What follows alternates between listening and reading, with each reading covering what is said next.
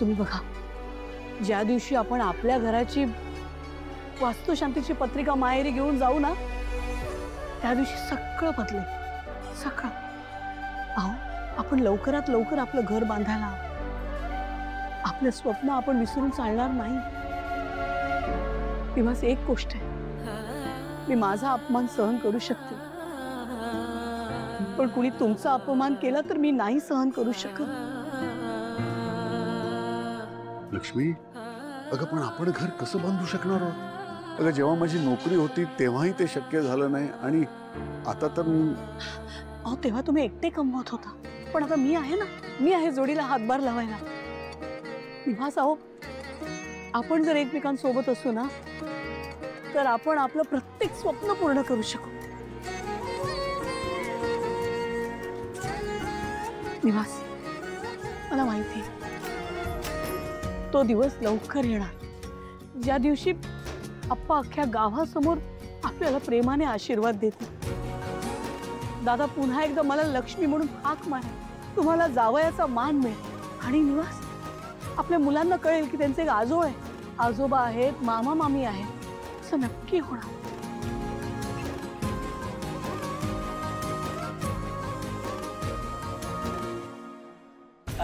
जानू,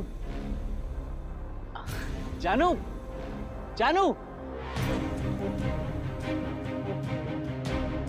विश्वा, ए विश्वा, अरे जानू, जानवी, जानवी पण कोणाला तरी शोधत गेली. हा कुठे गेला? हरकत नाही, उत्सव संपेपर्यंत आपण एकत्रच राहणार आहोत, नंतर भेट होईलच. नक्कीच. लक्ष्मी, ज्या दिवशी तुझं माहेर तुला आपलंसं करेल, ज्या दिवशी तुझे आप्पा आणि दादा आपल्या घरी येतील, तो दिवस आपल्याकरता खरा उत्सवाचा दिवस असेल. आणि आपण काहीही करू, वाटेल ते करू, तो दिवस लवकरात लवकर सत्यात उतरवायचा. लक्ष्मी, मी तुला. कुठला दिवस? अरे जानू, आई, कुठला दिवस? आणि तुझा कुठला भाऊ? मानलेला.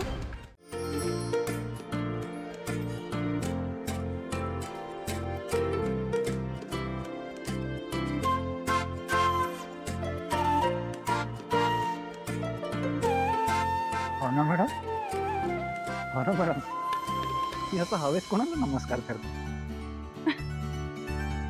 मी सूर्याला नमस्कार करत होते. आज अक्षय तृतीया आहे. अक्षय तृतीया म्हणजे 3.5 मुहूर्तांपैकी एक मुहूर्त, आणि आजच्या दिवशी शुभ कार्याला सुरुवात करतात असं म्हणतात. म्हणून आजच्या या दिवसाची सुरुवात मी सूर्याला नमस्कार करून करत होते. असंही असतं व्हय? म्हणजे मला माहितीच नव्हतं, खरं सांगू तर. खरं तर मी पण करायला पाहिजे ना? नाही नाही, सगळ्यांनीच करायची काही गरज नाही, मला वाटलं म्हणून मी केलं. नाही म्हणजे सूर्याला नमस्कार करून जर चांगलं होणार असेल तर मी करतो.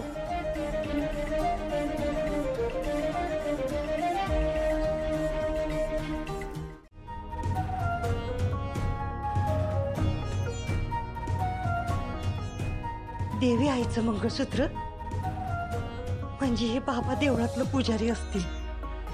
आजचा दिवस भाग्याचा आहे. आरतीचं लगीन होऊ दे म्हणून साकडं घालणार होते, आणि देवी आईचं मंगळसूत्र हाताला लागलं.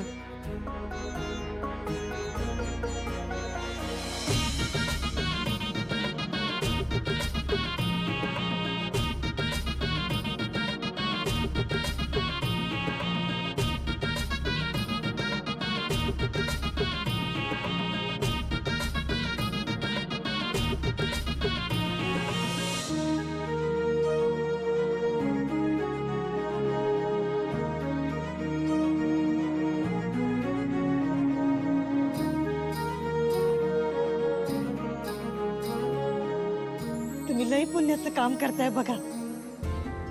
देई आई तुमचं भलं करेल. ही कसली आली आहे कुमारिका? हिला कुमारिका नाही, घोड नवरी म्हणायला हवं, घोड नवरी. कुठंही कसलंही पवित्र काम असलं की स्वतःहून आपलं अमंगल आणि अपशकुनी पावलं घेऊन पोचलीच. साखरपुड्यापासून मी बघतेय आमच्या घरच्या कार्यात सतत कुठल्या ना कुठल्या गोष्टीत तुझी लुडबुड सुरूच आहे. तुझं स्वतःचं लग्न होत नाही म्हणून दुसऱ्यांचं लग्न सुद्धा तुला बघवत नाहीये का? देवी आई, का अशी परीक्षा घेतेस माझी? तुझ्या उत्सवात इतका का अपमान होतोय माझा? माझं काय चुकलंय ग? लग्न नाही झालं ही गोष्ट इतकी त्रास देऊ शकते? आता तर मला काहीही करायची, कोणाशी बोलायची भीतीच वाटते. माझ्या या नशिबामुळे सतत काही ना काही वाईट होतं. अशुभ काहीतरी घडतं, लोकांच्या कार्यात अडथळा निर्माण होतो. पण हे मी मुद्दाम करत नाहीये. ते कसं पटवून देऊ सगळ्यांना? माझ्यामुळे आईला ऐकून घ्यावं लागलं. जानू, वीणा वहिनी, सिंचना वहिनी यांनाही किती वाईट वाटलं असेल. सिंचना वहिनीची आई माझ्यामुळे हॉट झाली. असं वाटतंय माझ्या या नशिबाची सावली तर कोणावरही पडण्याआधी कुठेतरी निघून जावं, कायमची. तिथे फक्त मी आणि माझ्या आनंदी असू, फक्त आम्हा दोघींचं जग, बाकी कोणी नको. माझ्यामुळे कोणाला त्रासच नको.